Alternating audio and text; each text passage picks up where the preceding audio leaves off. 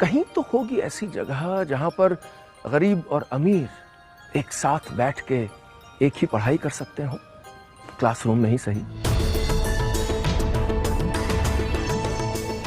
नमस्कार, मैं हूं नीलेश मिश्रा और हर हफ्ते हम एक साथ चल पड़े हैं राम राज्य को खोजने। एक ऐसी व्यवस्था जिसके बारे में हम न जाने कब से सुनते आए हैं, लेकिन क्या वो आज के भारत में संभव है? एक ऐसी व्यवस्था जहां सबको अपना हक मिले, अधिकार मिले, चाहे शिक्षा हो या स्वास्थ्य हो, सबको बराबरी का दर्जा मिले। न्यूज़ टेलीविजन के इतिहास में पहली बार एक ऐसी सीरीज राम राज्य जो दुनिया भर में ऐसी ही व्यवस्था को तलाश रही है। आज तलाश एक ऐसे राम राज्य की जहां आपके और मेरे बच्चों को समान शिक्षा का हक मिल सके, चाहे वो अमीर हो या गरीब हो। भारत में तो अभी ये व्यवस्था नहीं है, लेकिन कहीं तो ये मुमकिन होगा।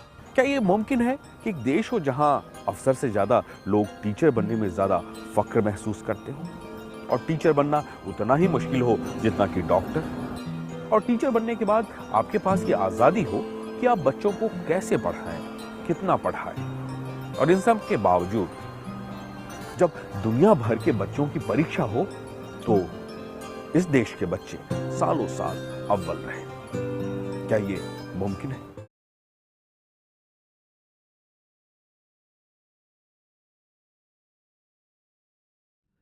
पीसा यानी programme for international student assessment, जो OECD के अधीन है। पीसा ग्लोबल लेवल पर एग्जाम करवाता है। लगभग 74 नेशन उसमें पार्टिसिपेट करते हैं। उस टेस्ट में पीसा 15 साल उम्र वाले स्टूडेंट की रीडिंग, मैथ, साइंस नॉलेज और अन्य कई स्किल पर ग्रेड करता है, उस पर एग्जाम लेता है, जिसमें फिनलैंड हमेशा टॉप 10 कंट्रीज में अपनी रैंक करता है, अपनी जगह बनाता है। तो इससे भी पता चलता है कि फिनलैंड की एजुकेशन सिस्टम सबसे हटके है। इंडिया कभी पीसा में भी शामिल हुआ करता था, लेकिन कुछ सालों से इंडिया पार्टिसिपेट नहीं कर रहा है। फिनलैंड में स्टूडेंट की केयर बहुत देखरेख से की जाती है, लेकिन उससे भी उम्दा चीज जो फिनिश गवर्नमेंट सिंस 1938 से कर रही है, बेसिक बॉक्स। फिनलैंड में स्टूडेंट को बहुत ज़्यादा स्ट्रॉन्ग फाउंडेशन मिलती है फिनिश गवर्नमेंट और उनकी पेरेंट के जरिए। गवर्नमेंट न्यू मॉम्स को बेबी बेसिक बॉक्स फ्री दिया करती है, जिसमें न्यू बॉर्न बेबीज के लिए कपड़े, किताबें, इसेंशियल और बहुत कुछ उस बॉक्स में देती है। साथ ही साथ बॉन्ड ऑफ पेरेंट का भी ख्याल रखा जाता है। प्रेग्नेंट वुमेन को 4 महीनों की छुट्टी पर भेजा जाता है, ताकि वो अपने बेबी के साथ टाइम स्पेंड कर सके, और उस छुट्टी को 6 महीने तक वो बढ़ा भी सकते अगर वो चाहे तो। और इस छुट्टी के दौरान सैलरी डिडक्शन का नाम भी नहीं लिया जाता, उन्हें फुल पे स्केल दिया जाता है। तो दोस्तों, मेरे ख्याल से ये कंप्लीट पैकेज है एक स्ट्रॉन्ग फाउंडेशन क्रिएट करने के लिए बेबी बेसिक बॉक्स और मैटरनिटी लीव का। फिनलैंड देश के एजुकेशन सिस्टम में और एक बेहतरीन चीज़ देखने को मिलती है, जहां भारत के बच्चों को 3 साल उम्र के बाद प्री स्कूल में दाखिला मिल जाता है, उन्हें स्कूल भेजा जाता है। वहीं फिनलैंड में ये उम्र 7 साल की है। 7 साल तक कोई भी बच्चा स्कूल में नहीं जाता है, उन्हें 7 साल के बाद ही दाखिला मिलता है। और फिनलैंड के लोगों का यही मानना है कि 7 साल से पहले स्कूल करवाना उन पर दबाव डालने की तरह है। वहाँ गवर्नमेंट का भी यही कहना है कि 7 साल तक बच्चों को आज़ादी से अपना बचपना जीने देना चाहिए। दोस्तों, फिनलैंड में टीचिंग जॉब को बहुत ज़्यादा रिस्पेक्टफुल नज़रिए से देखा जाता है, और साथ ही साथ टीचिंग जॉब को एक डिजायरेबल जॉब भी माना जाता है। और उसी के साथ टीचर बन पाना उतना ही कठिन और मुश्किल सा है फिनलैंड में।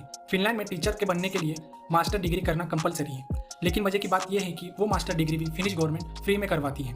मास्टर डिग्री के लिए कोई भी फी या ट्यूशन फी पे नहीं करना पड़ता है, लेकिन एक जिम्मेदार टीचर बनने के लिए हर टीचर को प्रिपरेशन और ट्रेनिंग से गुजरना पड़ता है, ताकि वो एक दिन अपने खुद की क्लासरूम को लीड कर सके। दोस्तों, बाकी देशों में टीचिंग करियर सिर्फ इनकम सोर्स तक सीमित रह जाता है, लेकिन फिनलैंड में ये डिजायरेबल बन जाता है।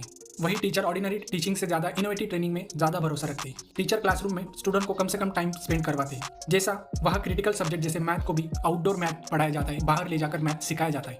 वही फिनलैंड में टीचर ऑटोनॉमी भी सबसे ज़्यादा स्ट्रॉन्ग दिखाई देती है। अगर कोई टीचर अपनी प्रोफेशन में इनकैपेबल दिखाई देती है तो उस पर सीधे प्रिंसिपल कार्रवाई करने में सक्षम और उनको अधिकार दिए जाते हैं। दोस्तों, टीचर और स्टूडेंट का रिलेशन भी फिनलैंड में बहुत सही तरीके से सेट किया गया है। तो जितनी अच्छी शिक्षा मैंने हर्षिता और पुलकित को दी है, उतनी अच्छी शिक्षा मैं दिल्ली के एक एक बच्चे को देना चाहता हूं। ये मेरा मकसद है, और उसी मकसद से हम लोगों ने शिक्षा के ऊपर, क्योंकि मुझे ये लगता है कि अगर हमने अपने बच्चों को अच्छी शिक्षा दे दी तो देश का भविष्य बनेगा, बच्चों का भविष्य बनेगा तो देश का भविष्य बनेगा। उसी को मद्देनजर रखते हुए हमने शिक्षा पे इतना खर्चा भी किया, इतने अच्छे अच्छे शानदार स्कूल बनाए। जो सबसे ज्यादा आज स्कूलों के नतीजे बहुत अच्छे आ रहे हैं, लोग अपने बच्चों को प्राइवेट स्कूल से निकाल निकाल के सरकारी स्कूलों में भर्ती कर रहे हैं। शायद 75 साल, आजादी के 75 साल के बाद पहली बार ऐसा हुआ है। उसमें सबसे बड़ा योगदान हमारे टीचर्स और प्रिंसिपल्स का है।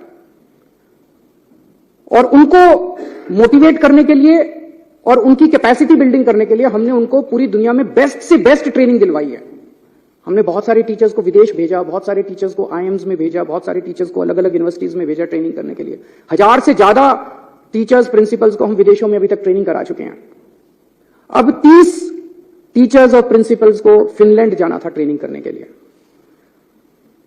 वैसे तो हमारी चुनी हुई सरकार है, मैं मुख्यमंत्री हूं, ये शिक्षा मंत्री हैं। मुख्यमंत्री ने, शिक्षा मंत्री ने कह दिया भाई टीचर फिनलैंड जाएंगे ट्रेनिंग के लिए, तो बस ये फाइनल होना चाहिए। यही तो जनतंत्र है। और जनतंत्र क्या है? अगर मुख्यमंत्री ने और शिक्षा मंत्री ने कह दिया भाई मैं अपने टीचर्स को फिनलैंड ट्रेनिंग कराने जाऊंगा, भेजना चाहता हूं, बस यहां खत्म हो जानी चाहिए थी बात। लेकिन यहां अजीब जनतंत्र है। सारी फाइलें एलजी साहब के पास जाती हैं, सारी फाइलें एलजी साहब के पास जाती हैं। एलजी साहब ने एक बार नहीं 2 बार ऑब्जेक्शन लगा के फाइल के ऊपर भेजा। अभी मैं पढ़ के सुनाऊंगा थोड़ी देर में। 2 बार ऑब्जेक्शन लगा के भेजा। तो जब बार बार ऑब्जेक्शन लगाया जाता है, एलजी साहब कह रहे हैं ना कि मैंने तो मना थोड़ी किया। जब 2 बार ऑब्जेक्शन लगाया, आप तीसरी बार भेजेंगे तो फिर ऑब्जेक्शन लगाएंगे, तो इसका मतलब आपकी नीयत खराब है। एक बाबू क्या करता है?